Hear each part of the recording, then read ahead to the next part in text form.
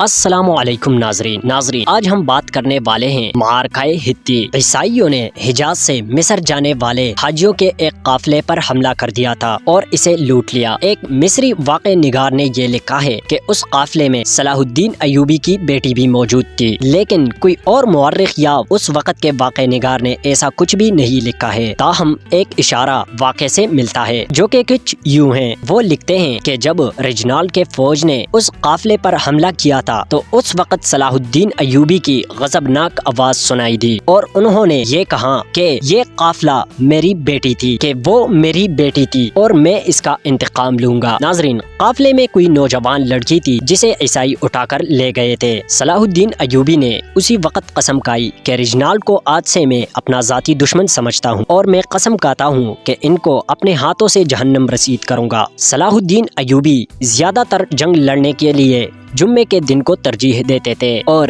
حطین کے معرکے کو بھی جمعے کے دن لڑایا گیا۔ حطین دراصل فلسطین کا ایک گمنام گاؤں تھا، لیکن صلاح الدین نے اس گاؤں کو وہ عزت بخشی کہ عیسائی دنیا کے جنگی مبصر آج بھی تجزیے کرتے رہتے ہیں کہ صلاح الدین ایوبی نے کیسے عیسائیوں کو شرمناک شکست دی تھی، کہ صلیبیوں کے ایک حکمران کے علاوہ سارے حکمران جنگ کے میدان میں صلاح الدین ایوبی کے قیدی بن چکے تھے۔ یہ 11 مارچ 1587 عیسوی کی بات ہے۔ سلطان صلاح الدین نے اپنے لشکر کو ساتھ لے کر اور کرک کے قلعے کے قریب خیمہ زن ہو گیا۔ صلیبی فوجیوں نے فوراً اپنے اتحادی اور سلطنت کو آگاہ کیا کہ سلطان صلاح الدین ایوبی کرک کے قریب خیمہ زن ہو گئے ہیں۔ اس سے یہ مطلب لیا گیا کہ سلطان کرک کا محاصرہ کریں گے، لیکن سلطان کا مقصد اس قافلے کی حفاظت کرنا تھا۔ اور جب سارے حاجیوں کے قافلے گزر گئے تو 28 مئی 1187 عیسوی کو مصر اور شام کے قریب ایک جگہ پر پڑاؤ ڈالا۔ سلطان کا یہ ارادہ تھا کہ مصر اور شام کی فوجیں ان سے آ کر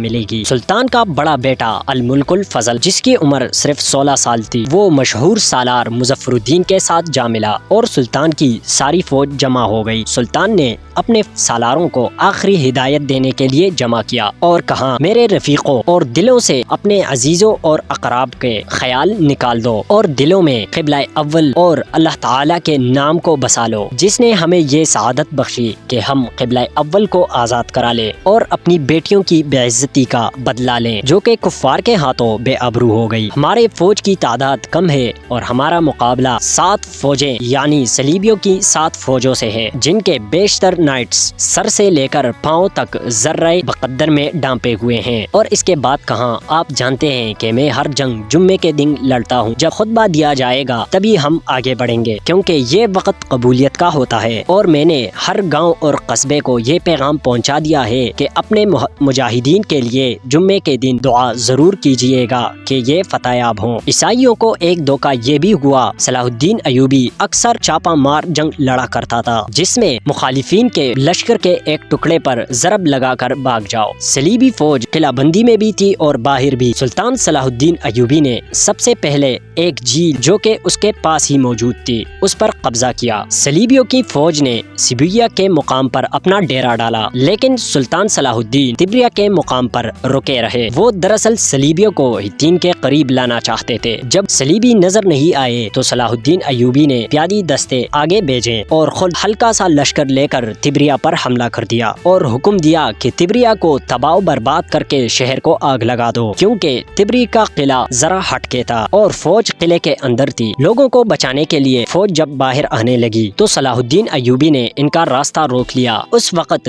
صلیبیوں کی کمان رینالڈ کے ہاتھ میں تھی۔ اس مقام پر عیسائیوں اور مسلمانوں کی آپس میں آمنے سامنے لڑائی ہوئی۔ قاضی شہاب الدین کا آنکھوں دیکھا حال کچھ اس طرح بیان کرتا ہے کہ دونوں فوجوں کے سوار نے ایک دوسرے پر حملہ کیا اور صلیبیوں کو جب اپنی موت نظر آ رہی تھی تو مسلمانوں کو پیچھے دریا اور آگے دشمن نظر آ رہے تھے۔ مسلمانوں کے پاس پیچھے ہٹنے کے لیے کوئی بھی جگہ نہیں تھی، سو دونوں فوجیں اتنے قہر سے لڑی کہ تاریخ اس کی داستان بھی بیان نہیں کر سکا۔ ساری رات لڑائی جاری رہی۔ رات کو مسلمانوں کے چاپا مار لشکر نے کافروں کو فرصت نہیں دی۔ صلیبیوں کے گھوڑے پیاسے تھے لیکن جھیل مسلمانوں کے قبضے میں تھی۔ اس کے علاوہ مسلمانوں کا چاپا مار लश्कर काफरों को पानी का तलाश भी नहीं करने देती। इसी वजह से सलीबी ने पहाड़ों का जंग लड़ने का फैसला किया। मुसलमान फौज बहादुरी से वार करते, लेकिन सलीबियों ने पहाड़ों का फायदा उठाकर आपसी हमला करते। मुसलमानों का लश्कर काफी हल्का था, इसीलिए इन्होंने टेकरियों का इस्तेमाल करके पहाड़ों पर चढ़ना शुरू किया। प्यादा तीरंदाजों ने इनके सरों के ऊपर से तीर बरसाए। इसी में सलीबियों ने देखा